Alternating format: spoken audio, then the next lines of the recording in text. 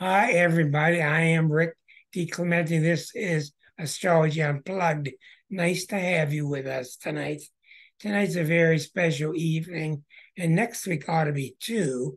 But tonight is my guest, Michael Weir, who I will introduce to you shortly. Michael and I were going to start this show together 7 years ago, and we were going to call this show Love You Man, because that's what Michael and I always say to each other. And we had this all prepared at the time.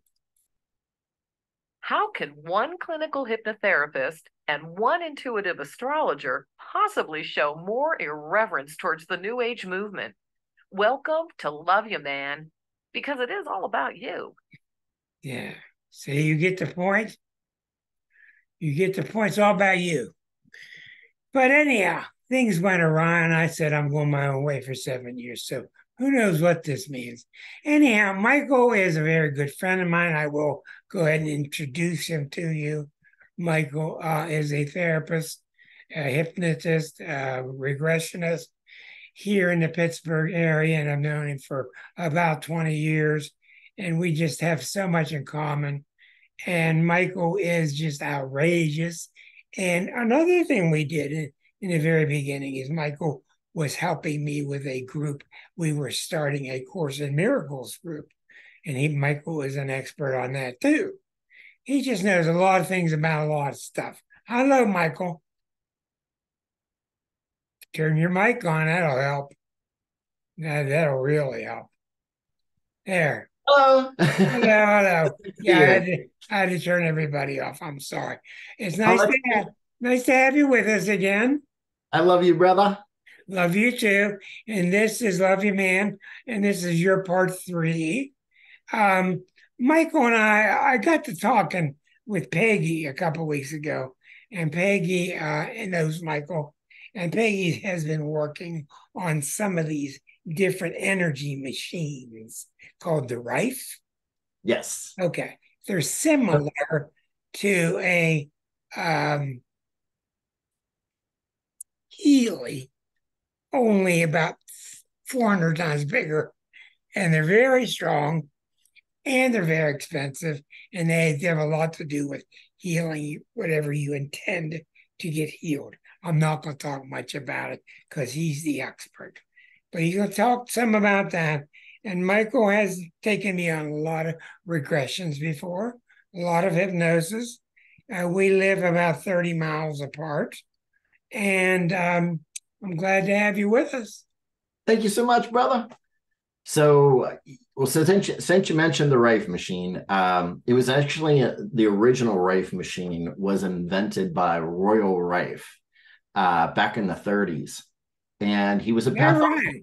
Yeah, he was a pathologist, and he was determined that cancer had to have a frequency. And he was determined to build a machine that would be able to help with that. And he was an inventor too, besides being a pathologist. And he first invented what's called the universal microscope. And if you look that up, it was amazing for the time. The amount that it could actually magnify was unheard of. I mean, literally unheard of.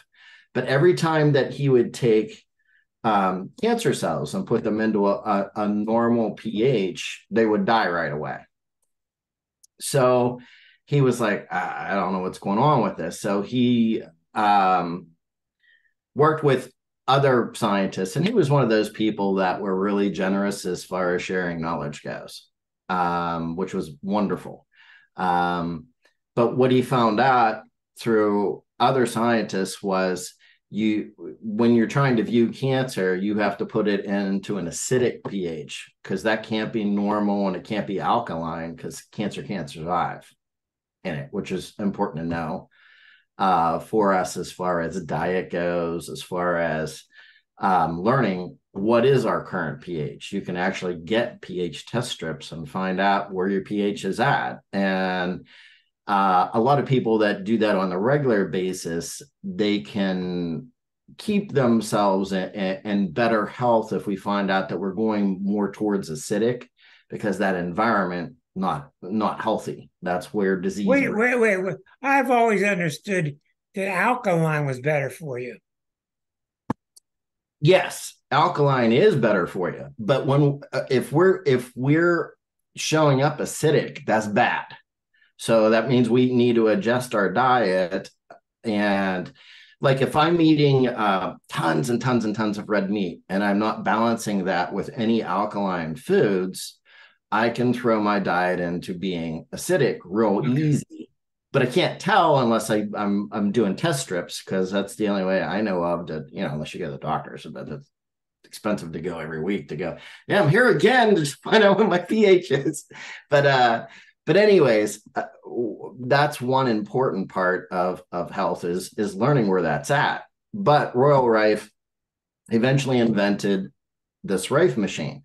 So what it actually is multifaceted, but one of the biggest things it does is it is an extremely high-powered frequency generator that does not work on radio frequency. Radio frequency devices are much cheaper. However, the problem with the radio frequency devices is if they don't have those right on, those radio frequencies can actually cook organs. Not good.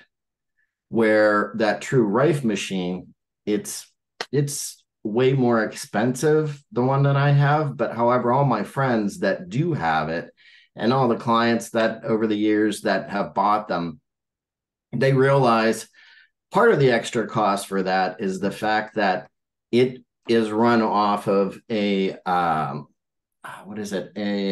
coil, a race car coil inside it, right, to be able to produce the 1800 volts, not in a radio frequency. Well, Peggy, is it true that the Healy is similar? You don't know. Do you know, Michael? Rife is R-I-F-E, Deborah. R-I-F-E.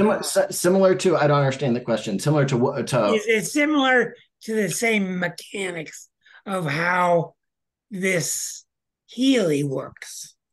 Oh, I'm not sure because I don't really know about the Healy. Sets a vibration to help you with a certain dis-ease, discomfort, and it works with 8,000 different things. Okay. And it would sound to me like it's similar. It may be similar. I'll have to do some research to find out. Okay. I'm just not familiar with that one. And there is a lot of different types of them also. Yeah, I know there are. So I have a lot of clients that come in and I have to use the word research. So they come in to use the Rife. The Rife machine is not FDA approved. The Beamer behind me, this is FDA approved. So the Beamer does a few different things, but one of the biggest things does microcirculation. So it increases the circulation in our capillaries to give us more energy, heal from injuries. We go to the gym doing a session afterwards. Yeah. It's amazing machine too. And but anyways, back to the Rife machine. I have to literally, in order not to get in trouble, I have to say this does nothing at all. That's right. It's not here to heal you. No, you are allowed to rent the time to use the machine, and you're allowed to rent me as your research assistant to run programs for whatever it is you want to do. And that's what people will do. Is a lot of people will come in and they will do both a research session with the Rife while they're doing an EVOX session. So an EVOX is another machine that I have in here that does amazing work. So in layman's terms, what do these machines do for you? Okay. In layman's terms, EVOX, and I can talk about EVOX because it is FDA approved. I can tell you everything about it. So what the Evox can do is A, help you recover memories. There's something you're trying to remember. It's not designed to do that.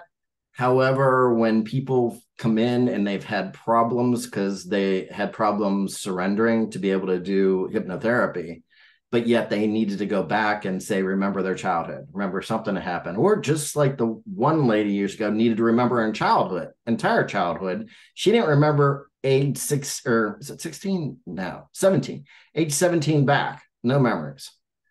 And she said, like, I'm literally looking at all these pictures. That's bad. My parents at all these different locations. And I'm going, I'm so happy in all these pictures. And my parents said, we don't know of anything that happened that was bad. And there literally wasn't anything bad. She, for some strange reason, she couldn't remember, but turned it off. cranking the Evox all the way up and having her focus on childhood, 2 sessions, she was able to remember her entire childhood back to age 2. And she said, I just feel like I got my life back. And she said, nothing bad happened. But now I'm looking at, oh my gosh, I remember all those feelings. I remember all those things that happened. And it was just such an awesome thing. And me personally, Rick knows, I used to go into once a year and we had no idea when it was coming. I used to go into massive level of anxiety, debilitating level of anxiety. Like if you imagine someone swinging a baseball bat at your head and you just caught it out the corner of the eye like it was going to hit you, and you went like this, it was that feeling all day, all night long. It would last anywhere from like 3 months up to 18 months at a time. Really not comfortable. But the Evox, doing sessions on the Evox, like I had a health show. I don't remember how many years ago. I had a health show with a physician, and she's the one that talked me into buying the Evox, and it was $10,700, and then it's $50 a month on top of that, and it completely got rid of that anxiety that came back once a year, and that was, I think I've had it for 8 years now. But it's wonderful. It's done amazing things with people. Like it's wonderful for limiting beliefs. If you have limiting beliefs, or that you're doing the same thing over and over again, and you go, you know what? I just can't get through this. Well, how do these things help you? So they help you by Evox has, 3 different things that it does. Number 1, it's biocommunication. So you're sticking your hand onto a hand cradle and you are talking into a headset. And as you're talking into a headset, it's reading the energy of your voice, and you're talking about something that's bothering you. And there's different types of sessions that you can do. The first session is a single topic session. So say if I just have one topic that I'm working on, I'm talking into the microphone, it reads the energy of your voice, and it breaks it down into what's called a perception index. So you can see what kind of energy you have. And if there's nothing red or yellow that shows up, that means that you were balanced with what you're talking about. But generally, if it's an issue for us or it's a limiting belief, what's going on is we do have a high level of energy connected with that. And you click on those zones and it tells you exactly what's going on inside emotionally. Like a teenager last year, a couple of years ago, he said, this is stuff I wouldn't even tell my best friend, yet it's all true. Like 100% of it's true. And then that's the first thing it does, is find out what you need to work on. Then you put your hand on the hand cradle. We do a scan. It sends frequencies into your body to tell us how long to do outputs for. So it may say anything from 30 minutes, that would be long output, 30 seconds up to 4 minutes. And then you're listening to relaxing music, but it's sending frequencies into that hand cradle, going into your body to shift our perceptions. Like the one lady put it best. She said, I had 2 young kids and her husband had cheated on her. And she said, when I came in here, I literally want to kill him. She said, now, after doing this hour session, she said, I don't want to kill him anymore. I'm still not happy with him.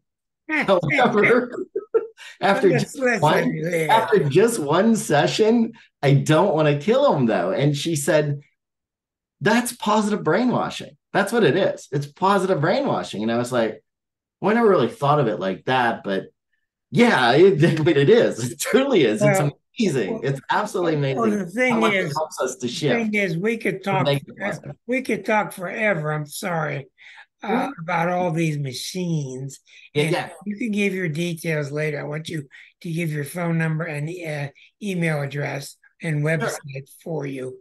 Um, but what I want to talk about tonight, the main thing is psychedelic in a way. Um, is people here are with it. They're Yes. smart. They've had lots of experience. Awesome. They're not newbies. They've been around the block many times. And then many other people listen when I put this up on YouTube. I want to talk about the general thing about people today, which is feeling hopeless, feeling that the world is going to pot, Okay. um, and feeling like what can people do at an energy level to help themselves? All right. All right. Awesome direction to go with. All right. So, first off, the feeling of hopelessness. Rick, what does that mean to you? Hopelessness. Feeling powerless, disconnected from power. There's nothing I can do. It's all faded. It's all looking bad. It's coming my way. So, there are different ways in which to help people with that, but one of the first things that comes, there's all kind of tools that we can do ourselves, like Byron Katie, for example. Um, and we talked about this the last time, but I cannot stress enough how important the work is what she calls it, is, because she discovered one of the most important things anyone has ever discovered in modern psychology and in our lifetime, which is when we have a stressful thought, like I have no power in my life. I'm completely helpless. I'm hopeless. Um, that feeling, if we do not step back, if we don't write down what that feeling is and how we're feeling, and if we don't question it, our mind automatically believes it. Then it plays out what if scenarios to support that, and we spiral downhill. So, Where, so what her work is called, the work, is a way of questioning the self. Say, yeah, say I'm really mad at my wife, and boy, isn't she a drag, and all that, and all my problems are my wife. And then Myra Katie would ask you, is that really true? Are your problems really her? And yes, he gets you to think in the opposite way. Well, it's the problems really aren't her. The problems really are mine. So that's what Byron does with the work. It's on the web under thework.com. She's got lots of websites, lots of videos on YouTube where you could do the work with her, and it's all free. yes, and her books all phenomenal. But some of the best ones, and I'm just going to share because anybody that doesn't know about these, I could not give a higher recommendation to anyone, because they're stuff that everyone can learn, and we can be of great help to ourselves because we can adopt an extremely positive habit of learning to step back and question when something is stressing us out. And there are four simple questions. Is it true? Can I prove it's true? Um, What would happen if it weren't true? what would happen and how would I feel if it were true? Right, And then the turnaround. So the turnaround right. helps us to see, which Reverse. happens often in life, am I projecting? Is this something actually I feel about myself that I'm projecting onto another person? And when we find out that that is true, that that is happening, it helps us to step back and go, I need to continue to do that. Is that true? Nope, I totally don't. But it's one of those things where you will find out, by getting into that, and I'm going to mention the books here in a minute, the strength and the power over us that just one really stressful thought has. And when we question it and stamp it false, And we go, no, I can let go of that because it's false. When we stamp a thought false, that thought is false forever. The mind will never look at that. It will never play out a what if scenario around it again, which is huge. That's so big. Give you a great example. I had a mom and daughter come in and they were swearing at one another. Their daughter was 27 and the mom didn't tell her she was bringing her. And when she found out she was at another therapist, she wanted to kill her mom. And they're swearing at one another in my office for like 10 minutes. I mean, just really going at it. And I'm just standing there watching and until Mom gets up and she slams the door to my office and goes out in the waiting room, which is also doubles as my living room, as Rick knows. Anyways, I and the daughter said, I'm not working with you. And I said, I don't care if you work with me or not. I'm getting paid regardless. And she said, you can't say that. I said, I just did. So I tricked her into doing Byron Katie. And 20 minutes into doing Byron Katie, she starts crying. And she said, I feel as good as I did when I was 4 years old. And she goes, you need to tell me exactly what you did with me because this is real. Like I literally feel that wonderful innocence of youth, that beauty of the world isn't the problem. And I'm not the problem. It was my thoughts about changing the world that's the problem. And I shared that with her and she repeated it right back. Like, that's really true. That is really true. It's just my thoughts has kept me in this prison where I was at. In the loop, in the loop, in the loop. In the loop. She goes out and she says to her mom, get over here. And she called her the B word. And she gave her a big hug. And she said, you finally brought me to somebody real that could really help me. And that's one of the beautiful things about Byron Katie is, and the books that I recommend is Loving What Is the first book. Second book is, hold on one second. I'm going to go grab it. Be back in just a second. Byron Katie spelled B. It's a woman. Oh, B-Y-R-O-N. What? B-Y-R-O-N. B-Y-R-O-N. Katie, K-A-T-I-E. And she's got a lot of free videos on YouTube. And she's absolutely stunning. She's got this absolutely beautiful Sagittarian smile. She's completely open. Who would you be without your story? There she is. Talk about a great title for a book and an awesome book. And then this one is literally, I would highly suggest, getting them both on this and audio. But she reads her books and she has one of, hi, how you doing? Recognize her. Good. Anyways, she is so nurturing and so loving as she's talking, and I get more out of listening to the audio than actually reading the books, but I've done both. But highly recommend those. Also, highly recommend, be right back. Her husband is a Zen master. Stephen Mitchell, I think. Stephen Mitchell. My library has it on Hoopla in audio that you can get sometimes from your public library. And also the books, you can get it from the library. Awesome. That's fantastic. And then here's another one I recommend. And this is Oceans of Energy. And there's different versions of this. Emo Trance by Dr. Sylvia Hartman. Hartman. Yes, this is a whole healing modality.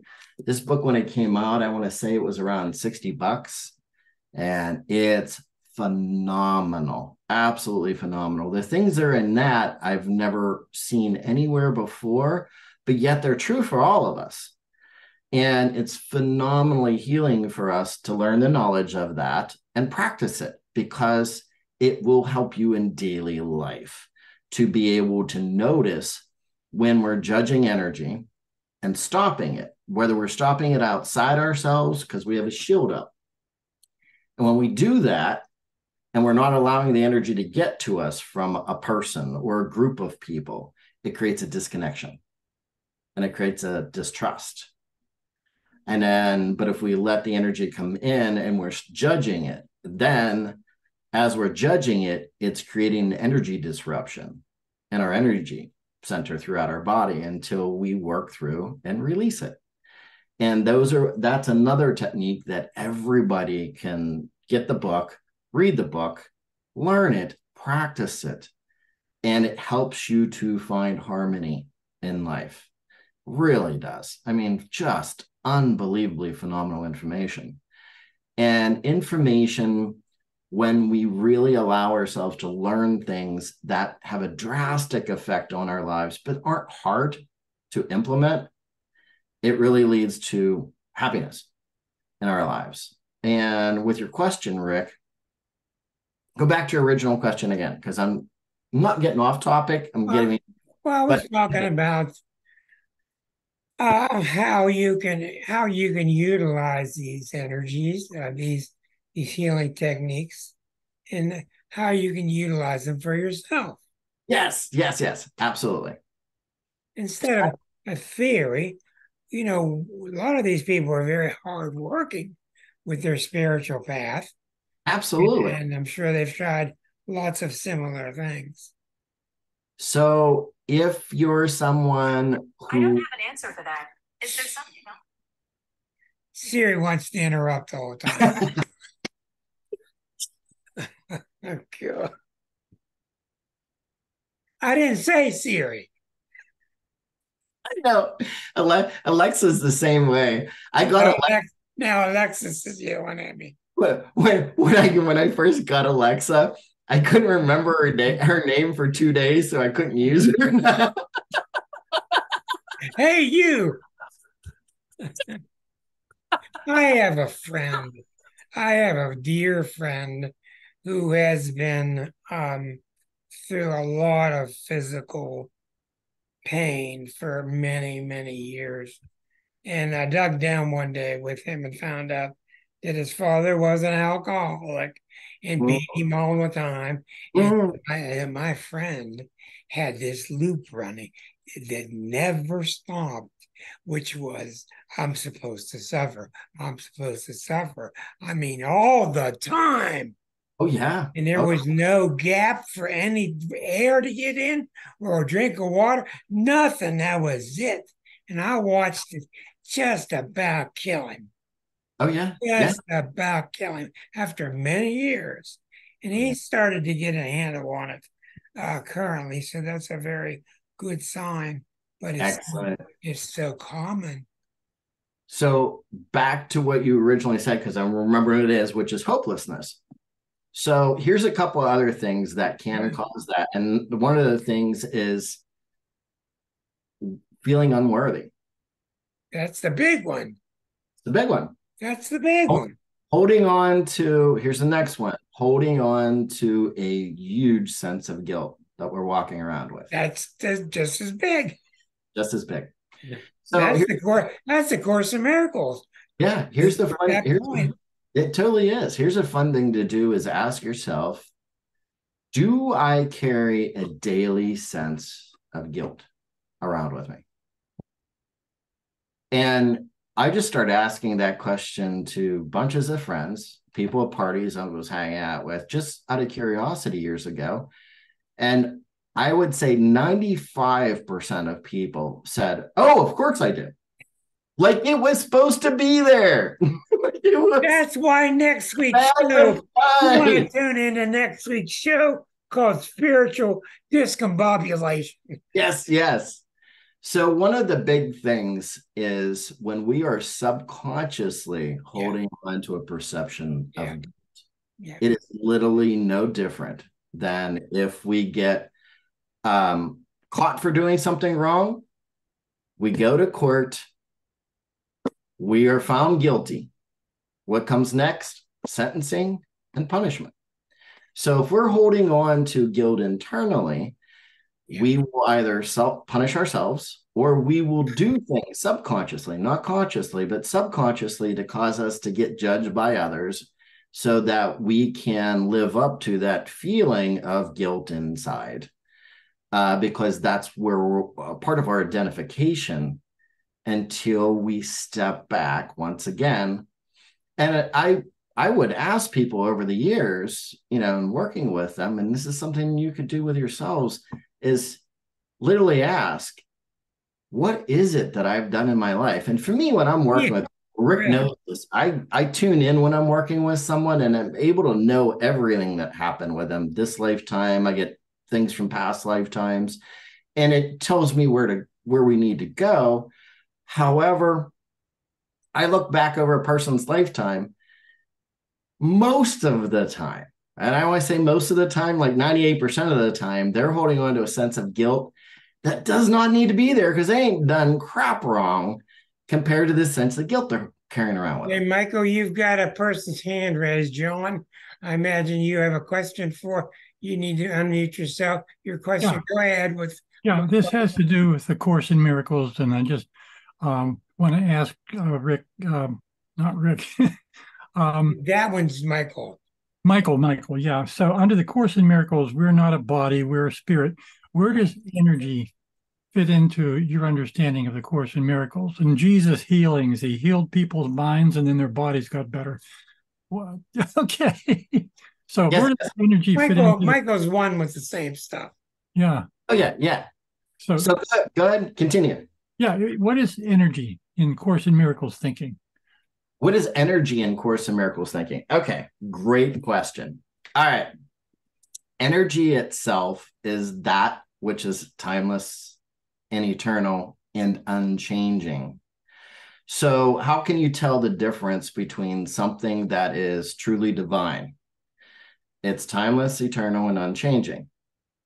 So the Course in Miracles basically is one of the things it's teaching is that our biggest, how do I say this? Our biggest experience that we're having here and all other worlds, all other dimensions, everywhere that we could possibly experience duality in a dream of separation, all of those decay, die, and fall apart eventually. Anything that can decay, die, and fall apart was never divinely created. If it was divinely created, it would be internal. So we imagine, we're having an imagination based on the Course of what it would be like if we really could leave ultimate unconditional love, whether you want to call it universe, God, whatever you want to call it. Because some people don't like the word God. And one of the reasons why they don't like the word God is because they've had some really negative connotations with that throughout their life. And I've heard tons and tons and tons of stories over the years from people, because I do this all the time, full time, for 36 years. Anyways, back to your question. Energy is that is timeless and eternal. How do you know you have a soul? Because you're animated. You're animated right now. You're able to move around. That which is moving you is your soul or your spirit. That is the timeless, eternal part of you inside, having an experience of being away. So if we left unconditional love, what might that be like? Turn on the news. Here it is. So is it an ultimate reality of it? No, of course it's not. However, is it something it's okay to experience while we're here in this dream? Sure, because we asked it. So how do we go? Is that answering your question so far? Yeah, missing pieces. How do you measure it with a machine? But I totally get what you're saying. Oh, how do you measure it with a machine? Let me find a movie, and this might take me a little while. Let me write this down, though, so that I remember. Well, actually, it's being recorded, so I'll go back over this. But I love the question you just asked, because yes, you can measure it with a machine. In this one movie they took people who were at the moment of dying, and they measured the body before and after they died, and there was a difference in actual weight of the body. Wow. Spiritual movie, and I will have to go back through my library, but I'm going to find it so I can send it to you. Okay. 21 grams. 21 grams. 21 grams. Different one. That is not the one I'm talking about, but I have heard about that one. I've not seen it though. And so I want to see that one because I've not seen that one. Okay, let's go on. Let's go forward, Michael. Is it a movie or is it okay? Anyways. Knows me so well. It's so easy for me to get off on a tangent. Oh, it's an easy thing to go on. Yeah. An easy thing. All right. So back to hopelessness. I get rid of hopelessness. Right. Is really taking a good look at your life and finding out balance. What does it mean for you? Friendships, relationships, hobbies, alone time, sexual time. There's all kind of parts, and they're different for different people and what they're choosing to experience. However, it's important that we find balance in life so that we are able to have a more rounded experience that we're choosing to experience. And it's also important, like we were going back to that emotion of guilt. It's super important to work through that because a lot of times we won't allow ourselves to have balance in life because the biggest one is not allowing ourselves. Yes. The number one thing. Because we say we're not worthy. We don't deserve it. Don't deserve it. Why? Because we don't deserve it. Is that really true, though, that we don't deserve It's not true. an experience? No, of course it's not. Stamp that crap false. Tune in next week. Crap. Tune in we're going to talk about it. Yes. And that's so important. And I'm super excited. One of the places you're going to go literally is a place I went this morning with my first client. And I've been there so many times, which is the Catholic Church when they're a little exactly hearing they're not worthy. I'm not worthy. Everyone chanting, I'm not worthy. I'm not worthy of God's love. I'm not worthy of God's love. I'm not worthy, again and again and again. And that programming gets compounded again and again and again. And that's not the only example. It can happen from, like, my father growing up when I was small. My dad would have been super happy, boy. But my parents didn't get a sonogram back then. And the doctor said to my mom, she was 6 months pregnant, I can tell by the way you're carrying, you're definitely having a girl. Well, my dad was expecting a girl now. And when I came out and I wasn't a girl and I'm not gay and I'm not even bisexual, I wish I was bisexual. I'm not. Just not. Guys don't do anything for me. Anyways, sorry. Don't touch me. Hey, I hug everybody. The first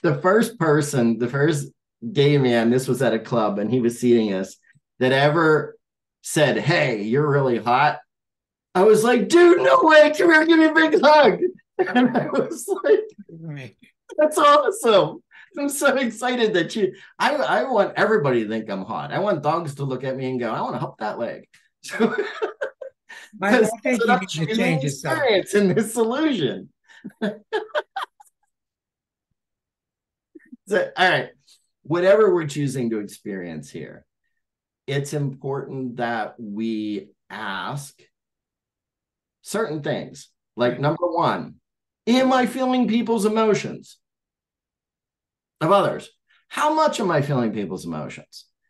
There are so many souls on this planet right now that are so extremely sensitive because they're allowing themselves to get to a point where they're going more towards the experience of the all, which is why they're very, very empathic. And but the problem with being empathic is it generally doesn't come with a manual. With what? A manual to deal with it. A manual, a physical book to deal with it. So over the years, here's a big part, Rick, of feeling hopelessness with people who are empathic, which is a lot of people. I mean, a lot of the people on here are to some level. And some of them much stronger than others. Like some people can't even go into stores because they feel too many people's emotions unless they go in the middle of the night. If it's a 24-hour store and there's hardly anybody in there, they can't go to concerts. They can't go a lot of places because they're feeling completely overwhelmed. The whole story is that you get what you feel you deserve. That's the course. You get what you feel. Yes, yeah. Oh, yeah. My mother was beaten a lot when she was very young by her cruel father with a barber strap. Wow. She went to a Catholic school and was beaten with a ruler. So when she got older, she had lots of self-hatred. And one day I'm going to just keep it short because this is the secret. One day I finally got her to see a therapist. And she went to see the therapist, and the therapist pulled out her that she hated her father. Yeah.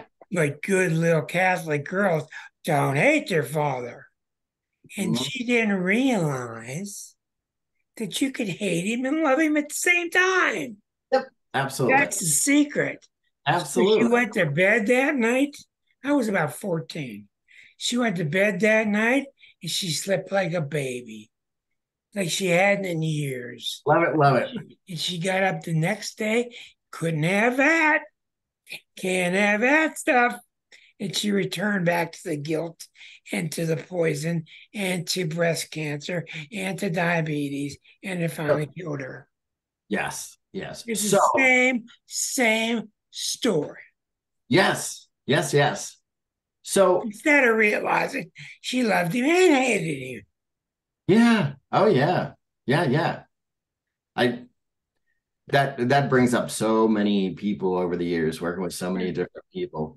But back to this empathy thing, because I have more I want to share about this, because this is something that's more prevalent than it was when I started doing this work 36 years ago, which is when we're feeling people's emotions, the very first reason why we're choosing to have that experience is to have compassion and understanding for what that person is going through. At that point that we acknowledged that compassion and understanding, that's the moment that we need everybody that's empathic to say, okay, I'm releasing this emotion out of me and sending it back to God, back to universe, whatever you want to call it.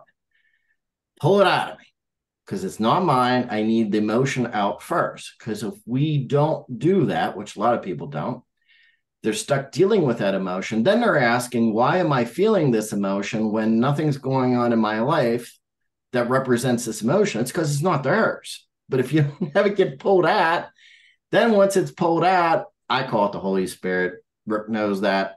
And I've always called it the Holy Spirit in this lifetime, even before I learned about the course. But asking the Holy Spirit, what does this person need most right now? And surrendering to that. Sometimes it's just a hug. And before Corona, it was much easier. For COVID-19. And because if I heard somebody needs a hug, I didn't give a shit if it was crap. If it's a guy or a girl. I didn't hear nothing. I didn't give a crap if it was a guy or a girl. I could be in a mall. If I heard a guy needed a hug, I'd be like, you need a hug, don't you? Come on, bring it in. And they'd start laughing and they'd give you the biggest hug. And they're like, I really needed a hug, man. Thank you, brother. And then you'd end up bull crapping and sharing. and sharing numbers. And the beauty of that is connection. It's that person needed to know in that moment that somebody truly cared about them, because they were at a point in their life where they weren't feeling anyone did, and which is hopelessness, Rick, that you're talking about. And a lot of people are there. We're in a society that we've gotten so involved with technology. Like if anywhere you go, what do you see? You see this. Like whole families, sometimes whole families will come in. Everybody's on their phone. Everybody's talking to one another. And I'm not saying there's anything wrong with the phones. However, you also have to have human connection, especially when people are with you, they're right next to you.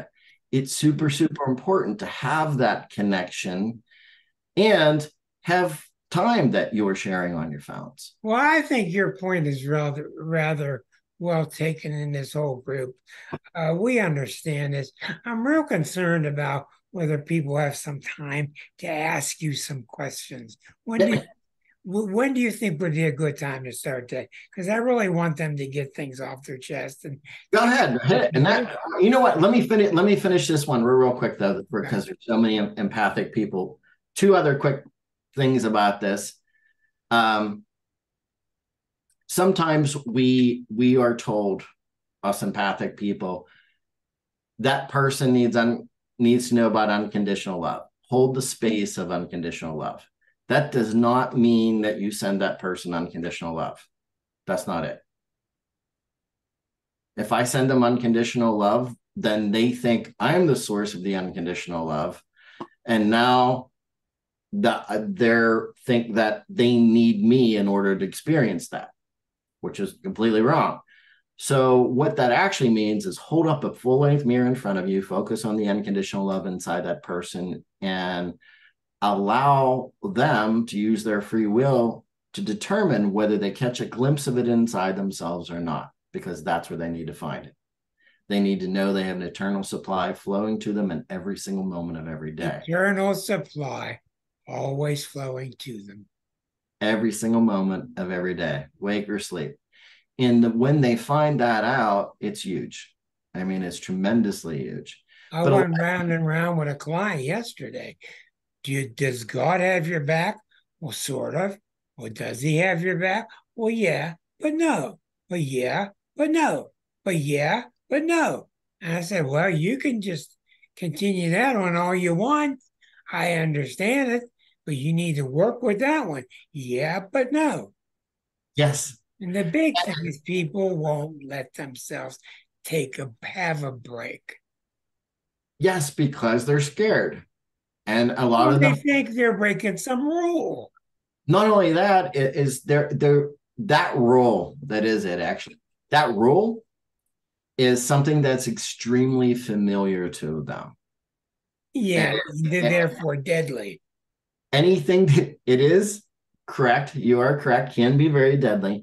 But anything is familiar to us is literally the definition of security to the subconscious mind. Yeah, but it's not. If it's a good thing or if it's it's not.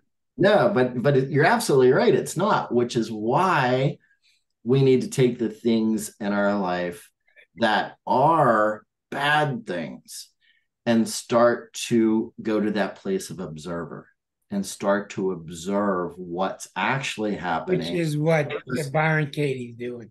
Exactly, because we can break association with being stuck there. What questions you have for Michael? Hit me. Mirror gazing to increase. Erica's talking about mirror gazing. Erica, you want to unmute and talk about that? I just remember a process, it could have been in the S training or something like that, where we were giving ourselves compassion by mirror gazing, and even going so far as to getting to the point of looking at ourselves naked and sending love to our bodies, you know. And it's been a wonderful thing. You know, I always tell my body how much I love it when I'm in the shower and I thank it and everything. And I think it's a good thing. It's hugely important. And here's why. In this duality that we're all experiencing here together, what's happening is every single organ in our body has neuropeptides. Your skin does, your blood does. So everything thinks, everything has its own self-esteem, everything. So you doing what you're doing is so incredibly healthy. And this is taught more in the East in this particular world, where they do teach people, kids, to tune in to their bodies and listen to their bodies, listen to what their body's trying to tell them, and be grateful and thankful and loving in an unconditional way. When we say love, that's one of the important things to know is there's two different types of love. There's conditional love and there's unconditional love. Conditional love could be a warm fuzzy, and it could be distance and criticism. It could be many different things. And but it's important to find out, are we expressing unconditional love for ourselves and others, or are we expressing conditional love? And if it's conditional love, what is the definition of that? Because the definition of that, that's where, psychologists years ago, and still today with a lot of them, would tell people, you need to love yourself more. Well, if that person's definition is abuse, because that's all they experience throughout their life, and that's what they know that you do in a family, well, they're going to start abusing themselves. They're going to start self-cutting. They're going to start doing other things because you just ask them to do something that their definition of is abuse. Only it's not on a conscious level. It's on a subconscious level, and they don't understand why they're getting worse. And that's the reason why. So every single person you'll ever meet has unconditional love inside. There's nobody that doesn't. However, the majority of people have no idea it's there because we've covered it up with a lot of protection from a lot of experiences because of this perception of duality that we're in, which is that making sense? Definitely. Yeah, So go ahead, Michael. Another important thing with what you brought up, though, came years ago, which is when you look in a mirror, here's another really amazing thing that channeled for clients, and I still do because it's so powerful, is look in a mirror. As you're looking in the mirror, describe every different way, every label that you could describe yourself. Woman, mother, human, I'm this emotion, I'm this. Somebody said I was lazy. Every different label, peel them off one by one, good and bad, wonderful, healer. Keep peeling them off till you can't possibly come up with another label. Then just be. And notice what you experience. And Eckhart Tolle, in his second book, had you, and the only thing that really bothered me about his second book, it was amazing, but he spent way too little time on really important subjects, like way too little time. First book I thought was amazing, The Power of Now, phenomenally done, just phenomenal, especially on audio, unbelievably. But second one, really good, way too little time on really important things. So one of the things that he did mention in there, though, is exactly what I'm saying. He said, if you look at a tree, what's our first inkling that we do? What's our first thing that we want to know what the hell kind of tree it is? It's an oak tree. It's got bark. It has this kind of leaf. We literally want to define it and stick it in a little tiny box. When the important thing is to do exactly opposite of that. Do what I just told you to do in the mirror and take every different way you could describe that tree, including tree, and peel those labels off of it one by one till you can't come up with another one. When you've already done that with yourself in the mirror, now we are experiencing the essence, and that's even not even good work. We're going to peel the label of essence off. But we're experiencing our lack of separation now between that, which is in front of us, and ourselves, because as we already know, when we talked about, I think last time, we can't observe. Quantum physics teaches us here, we can't observe an experiment without changing the outcome, which means we're connected with everything. We're always connected. We're never not connected. So hidden messages in water, I think we mentioned that last time too. But the important thing is every thought that we have, that we project at others, affects them and affects us at the same time. So how much positive thoughts can we have? The more positivity we're putting out, the more positivity we're experiencing, unless you don't want to experience positivity. Say if you want to experience something horrific because you're choosing to, you're allowed, you have free will. Anyways, did that answer? Yeah, other questions, anybody, feel free to talk about your issue. Feel free to talk about what might confuse you, what you're thinking about, what's on your mind. Mike will probably have a darn good answer for you. Just raise your hand and we'll get you connected with Michael. Anybody? Come on now. John, the ever curious one. You muted. Now you're unmuted. Yeah. Michael, what about dreams, the dreams we have? Say we have a bad dream. I had a bad dream that I won a case in court, and I went and looked. The transcript was blank, so I had to go and try the damn thing all over again. Oh, okay. All right. So one wonderful example. So what's the first thing I want you to imagine for me? That so you're an attorney? Yes, yeah. And I'm retired, but I okay. Okay. All right. So imagine for me though, this is another attorney that's telling you about this. Seriously, imagine it's another attorney is telling you about this dream. If you step back and you imagine it's a colleague, another retired colleague of yours that's telling you, I've been having this recurring dream that this is what happened. What's the first thing that comes? Well, I'm going to tell him, well, you don't think you deserve to win. That can be a running theme inside that absolutely can be causing that. And so it's important for us to look more into, is that really true?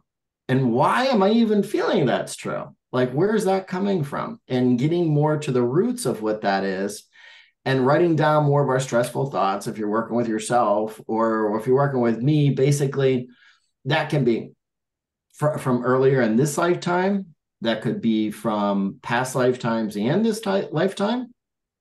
That could be from parallel lifetimes. I've sometimes had it be not anything but a parallel bleed through from another lifetime that we had to work through that parallel self and then close that. There's so much stuff, so many areas where things can be coming from. But there's always a way to get to the root of it. But dreams are often a couple different things. Number one, they can be our subconscious mind working through trauma. Like EMDR is another healing therapy. And Dr. Shapiro, when she was going to college, she was walking across the campus and she was darting her eyes left and right, back and forth. And what happened was issues from her life came up to the surface right away because she was artificially creating REM sleep. REM is when our eyes go back and forth when we're asleep in the theta state, and literally coming up to the surface are unresolved issues that we're trying to resolve from a dream state. Then we can have connections, like our soul can be off doing many different things at one time during sleep. Souls are huge. They're so huge. We do so many different things at once. It's just incredible. I'll give you examples. I will have people from everywhere clear me, feeling in dark attachments. And in this level of ego and duality. People will have darkness attached to them. I've done a lot of, I have one video I'm actually allowed to show of an exorcism with someone. I do a lot of that work. So in the ego level, it is another level of us working through our fears of ego, separation, darkness. I could tell you story after story after story, but working through and releasing that, and then starting to bring that soul more towards the experience of oneness that they're allowing themselves to experience. And you can't take someone further than they're willing to go, but a lot of people are willing to go real far, into experiencing oneness again.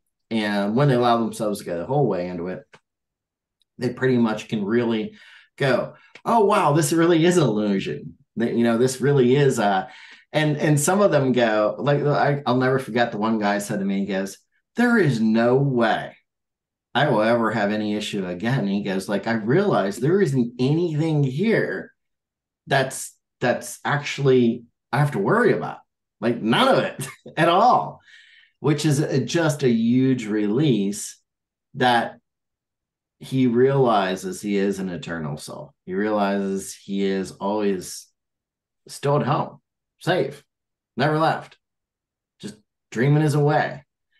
And our dreams here at night. So if somebody slaps you in your dream at night, do you need to apologize? Or do they need to apologize to you the next morning? Good question. Right. So most people would say, well, no.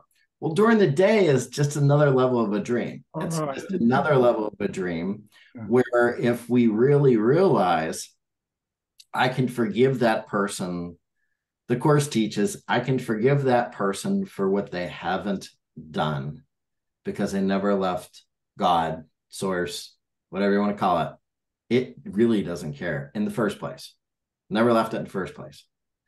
So the beauty of that is true forgiveness, which undoes our perception of separation the more we use that in life. And the more we walk that path, and the more we, like, I will often, like on my Facebook, bring up topics that will get people that are feeling really separate to go into a place of argument. And I do that on purpose because I can then start guiding them from that place of comfort of fighting, because that is comfort for so many people. I don't realize it's their comfort, but that's what is familiar to them. That's what they know. And it's so familiar, if they aren't fighting, they don't feel okay. I mean, literally, look at the world. Look at all the people arguing, and it's so familiar. It's their comfort zone. However, if in order to get them to listen at all, you have to build a bridge from that place of conflict and then slowly take them forward towards unity as far as they're willing to go, and then release them off to the next person. Because rarely are we allowed to take somebody the whole way across the bridge. Generally, they will start walking forward with us, and they'll take so many steps, and that's it. And they're not going any further. And I'm not talking about clients. I'm talking about like friends. Clients will stick with me until their butts the whole way there. But friends, on the other hand, or acquaintances, it's important to, if we're choosing to start to guide them from that conflict and separation towards unity and unconditional acceptance for themselves, unconditional love for themselves and others, because they're choosing to experience the ultimate of reconnection and waking up. Does that make sense? Yes. Yeah. Awesome. Any other questions? Because I love answering questions. Stigman, go ahead. Unmute yourself. There we go. Yeah, thanks. I really appreciate what you've had to say. Um, yeah, really. I want to add something that comes out of my own practice um, based on something that you've said. When a client comes to me and they're telling me they're hopeless, or they're telling me they're depressed, or whatever, I say, how do you know you're depressed? And then what they tell me is what we can work on. Yes, absolutely. So that's what I want to Oh, thank you say so to you. much. Thank you so much for sharing. So depression is something that depression's very interesting. So a lot of times it's the person growing up and being told they are not allowed to experience unfairness. Unfairness is what causes our perception of anger in any kind of situation. It's us going, well, I wouldn't have done it that way. And, or us feeling unfair because something happened to us. So that's where anger actually comes from. Well, when we're told we're not allowed to experience anger, because that's bad, we will generally tend to take the anger we're experiencing and say, this is bad, I shouldn't be doing this. And we try and turn it inside.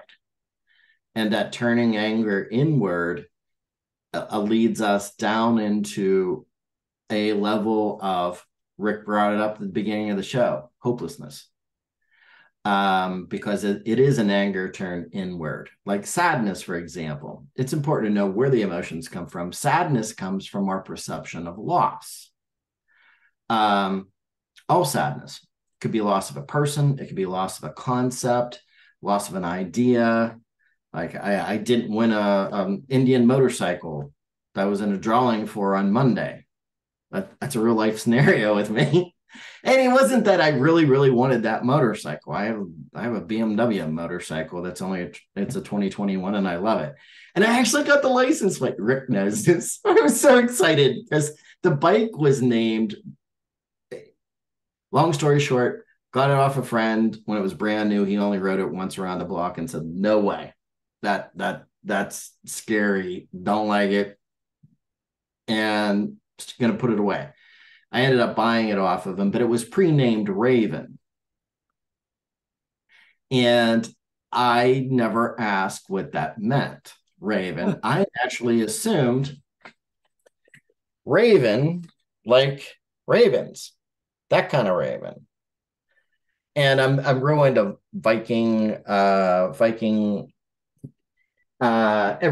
everything about that scenario, about the history of that. And I haven't even been back to lifetimes there yet, but I want to. And this perception. Anyways, this is a great story. So, anyways, I try and get the custom license plate for Raven, every different way that you could say Raven. They were all taken, everyone. So I'm like, well, what do I do? Do I not get a custom plate? And I was like, what else would I get other than Raven? Because that's the name of the bike. And I went, you know what? Healer, Healr, because you only have so much on a motorcycle. Available. I was like, are you kidding me? That's available. So I get it.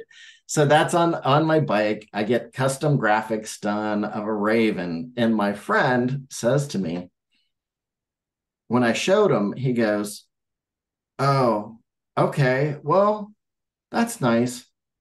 And I was like, I can tell by the tone of your voice. Something's not good. Something's wrong. And he goes, well, actually, he whips out his phone. He goes, Raven's a stripper I dated for 2.5 years. And I was like, oh, crap, could have went with pinups. Oh my God. I Okay, had to hear that. Teresa's got a question for you. Go ahead, Teresa. Okay. So, Michael, you mentioned earlier that you love to fly. Yes. I was an aircraft mechanic for the Air Force during Vietnam, so I know what can go wrong with airplanes. Yes. Doesn't take a whole lot. No, I know, to but bring an airplane. So I'm leaving I haven't flown for about 12 years. Okay. I'm leaving for France in 2 weeks. How can I overcome my anxiety? Okay. So repeat after me. All right. So far, well, this is super important. This is super important what you're bringing up. Okay. So besides you being an aircraft mechanic, I don't know of anyone, literally anyone on earth that's literally afraid of flying. People were afraid of Dying. crashing and dying is what the real issue is. So whoever named airports what they named them. Where are you going? I'm going to the terminal for my final departure. Like what was, there was not going any, no brain up here where they're the worst names you could possibly have. But when you step back and you imagine all this negative stuff around flying, so you know from being an aircraft mechanic what can go wrong. And I know also, though, and a lot of airlines, I've worked with a lot of pilots over the years, tons. And a lot of pilots for commercial flights. And they said, if anybody had any idea now on commercial flights, how many systems check other systems? It's actually really, really safe, and all of them feel extremely comfortable doing it. So repeat after me. You ready?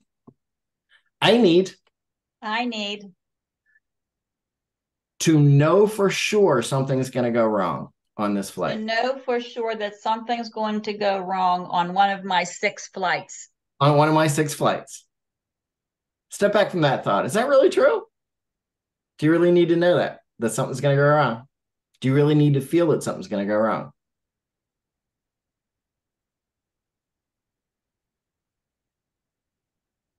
I guess not. No. All right. How would you feel if that was true? That I needed to know that something. I need to know for sure. For sure. Stuff's going to go wrong. For sure. I probably wouldn't want to know. Yeah, right. You'd be like, oh, all tense. So being that that's false, stamp that false in your mind. Big red false across it. Take that thought that I need to know something's going to go wrong, peel it off, throw it on the ground. Next thing, I know for sure I need to be scared of flying on the 6 flights. I need to know for sure that I need to be scared for flying on these 6 flights. Is that really true?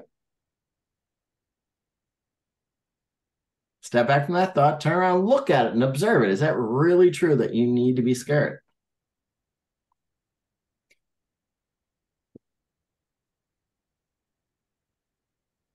Can you prove it's true? No. Stamp it false.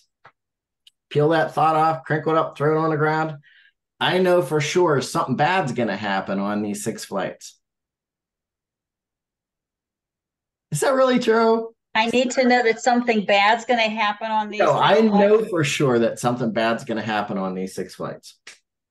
I don't know for sure that something bad is going to happen on these 6 flights. What did you say? I know for sure. Oh, I know for sure that something bad's going to happen on one of these 6 flights or all these 6 flights. That something bad's going to happen on all 6 flights. Is that true? No, I know that's not true. That I know is not true.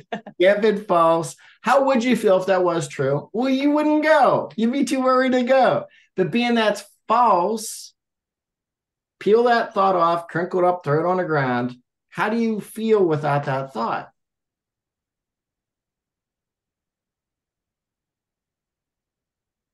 Better about going now. I can feel comfortable in knowing, and I'm going to share with you, just it's not your time in this perception of duality. You're not choosing to go back in spirit.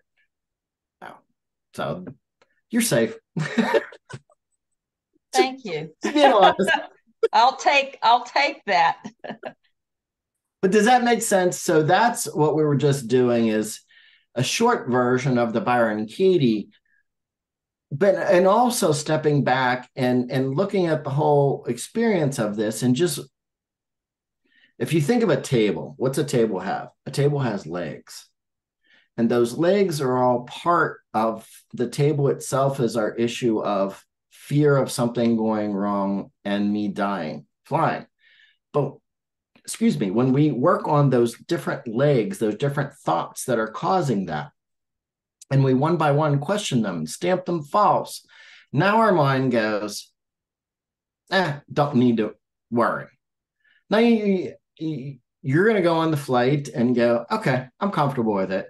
Are you going to be where I am on the flight? Or are you going to be a 4-year-old? Like, I am literally a 4-year-old every time I go. No, but literally, like, if I could go on an airplane every single day, I would just be freaking ecstatic, because it's literally like, I got to fly this past summer, and it's been a while. I got to fly down to Naples, Florida on a business trip for the Rife Machine, actually.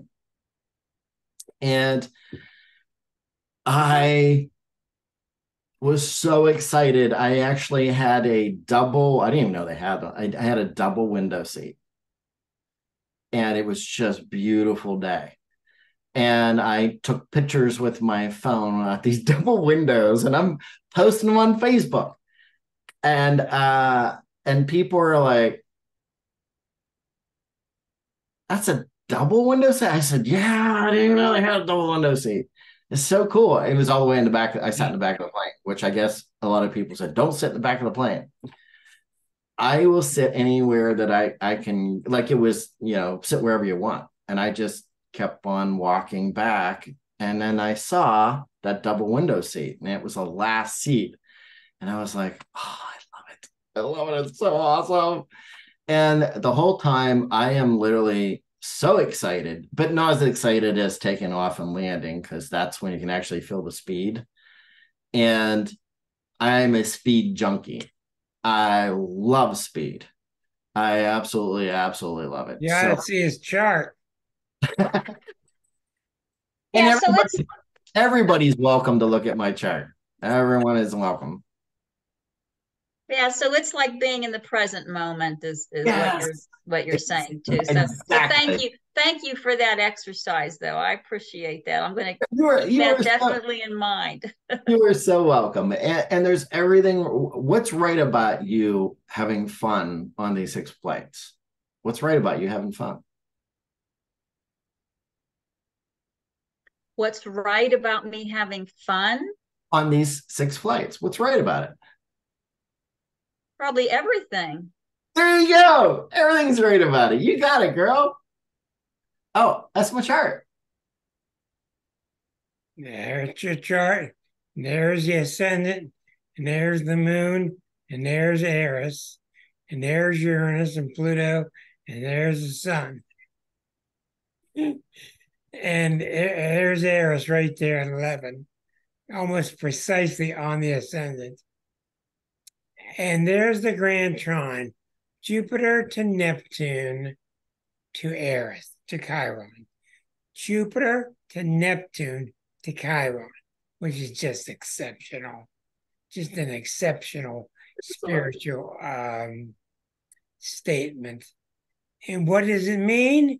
It means just plug him in somewhere and leave him plugged there. That's what it means. I love it. You want to take a shot at it, Rick? I'll bring it up for you. Take a shot at it. I also think the fascinating activation turns it into a kite with Uranus. Right. That's what he needs is a kite with Uranus. Yeah. Yeah. Because that's in the place of work, awakening people to their uniqueness, him finding his own, waking up to the reality of how spiritual wounds are healed in the unconscious with the 12th house. It's absolutely a place that you know exactly this is where he needs to be. And when you see Jupiter, Neptune, and Chiron, it's such an exquisite spiritual statement. Mm-hmm. It really is. He's really in touch with all these different things. I don't know what you were in past lifetimes that I like to enroll and find out. So people will always ask me about lots of stuff, and I will always go, you guys have no idea how lazy I am. And they're like, what are you talking about?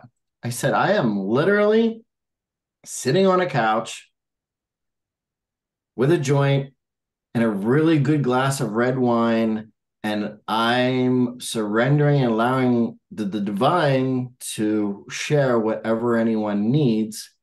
And I'm going, that's so cool. That's so cool. I love that crap. I love it. I love it. And I told you he's my guest. That's honest truth is I let go. And people go, there's no way you could know this stuff. And I said, Michael didn't know none of that. None of that. Any idea about any of that stuff. How did you let go? Being lazy. Oh, come on. Every time I see you, you're always doing something. No. When I say lazy, I mean I learned early on when I try and control things, nothing good happens. However, there you go.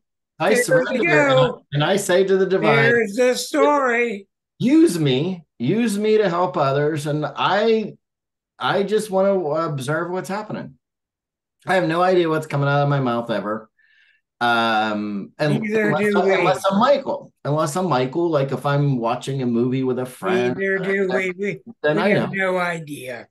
Yeah. How can one clinical hypnotherapist and one intuitive astrologer possibly show more irreverence towards the New Age movement?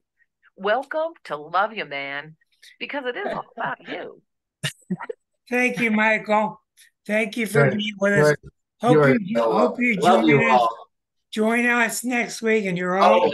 I'm definitely joining. It sounds you're right up my alley. You're all invited to what's temporarily coined spiritual discombobulations. Love that. Talk about irreverent. Rick and I are going to go at it. We're going to be very irreverent. See you next week. Thank you, Michael Weir. Do you want to give your? Thank you, brother. Would you like to give your phone number and your email address? Oh, okay. Oh, yeah. Oh, okay. So your website. All right. So my website is thepeaceplace.org. The peaceplace.org. Yeah, O-R-G, organization. Peaceplace.org. Yes, that's my website. My email is Michael, R as in Richard, Weir, W-E-I-R, 001@gmail.com.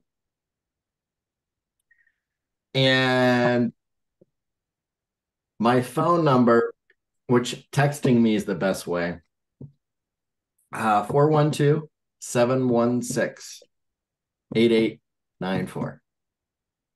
And I was going to say, my website, you will notice, does not have, it's very clinical.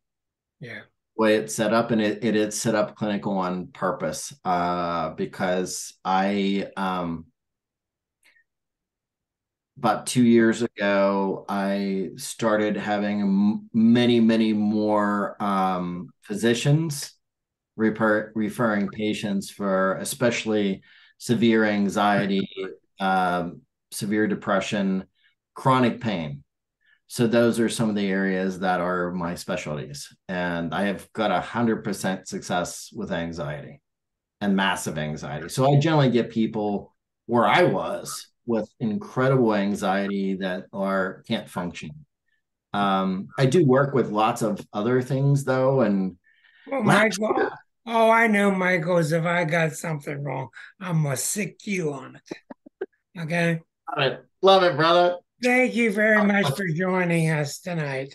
Love you, Thanks, man. Michael. Thank you, Thanks, guys. Rick. Bye. Love you, man. Thank you, This guys. will be All right, on, guys. Many blessings, on everyone. YouTube in the next Blessings few to all minutes. of you. Much.